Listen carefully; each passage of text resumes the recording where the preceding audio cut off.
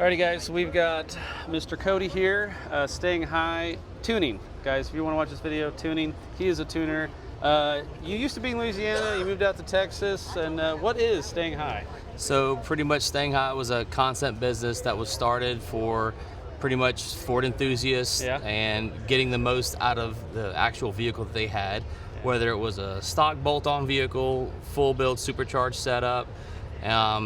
We kind of got it away from the drag racing stuff just because most of my business is strictly street driven vehicles. People travel the country with it. They want to have something that's reliable, that is turnkey. And we've kind of moved into just more of just doing remote tuning for people who can't actually come all the way to Fort Worth now. And you know, a lot of really big shops that are out there that are doing custom builds. You know, what are some shops and companies or whatever that you work for? Well, first, I mean, Casey's paint shop. I've been doing his tuning for over a decade for all his specialty vehicles.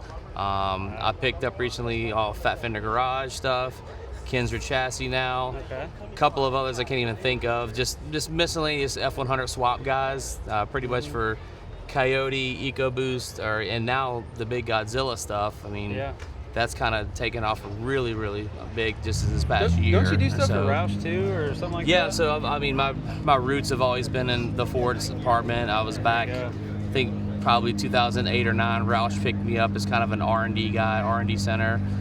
They had our shop as kind of a calibration specialist and warranty center for different vehicles, and you kind of bump heads with a lot of the big guys out there, and you kind of learn tricks, and you get invited to a lot of things, and you just pick up on stuff on how to do vehicles and how not to. And we get cars even still now, brand new Mustangs sent to us to figure out what's wrong, do warranty work, you know, and do upgrades beyond that factory performance that comes with, just for better performance. How many years have you been doing it?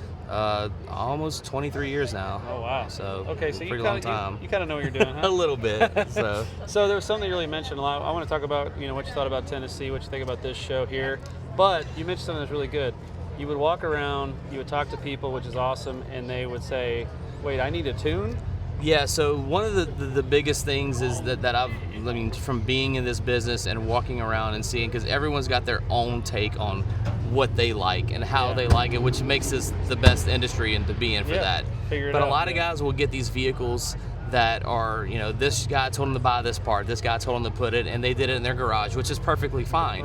And they're either using a factory computer or a control pack, and they need to tune control pack. Yeah, they do, but there's no one ever advertises and says that, you know, it's not perfect, but it's still good enough. I'll give you a perfect example. I mean, when I walked through that show, I probably bumped into a dozen or more people, and you know, they're like, my truck's perfect, it doesn't need anything, and I was like, oh really? Let's go for a ride in it. And then they would, you know, invite me to go ride in it, and I had to keep my mouth shut because I'm sitting there like, this is acceptable, because to me it drove like absolute crap.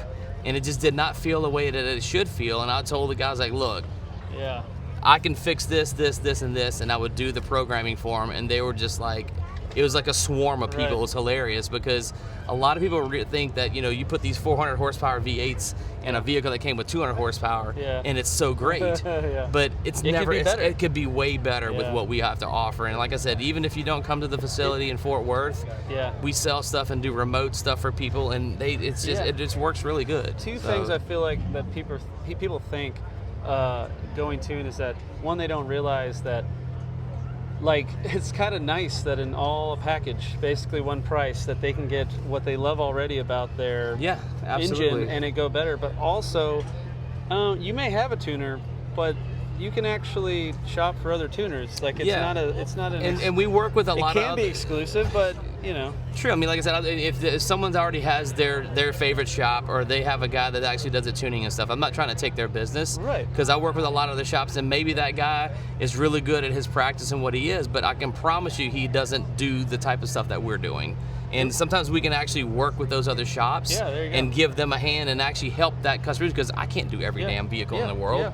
And you know, then the education part of it actually helps even beyond that. There's no difference too about how we build our trucks. Sometimes people's trucks have multiple things from different companies on it. Why not have, hey, I'll try out StangHi? Yeah, you know? Absolutely. And like I said, I mean, it's you know, when you call, you speak to me. You're not talking to some sales guy or something from there. I'm the owner, the tuner. I basically do all of the R&D and Yeah. back and forth and problems. If someone's having a problem setting Yeah. up software and they've never used a computer before, I can Yeah.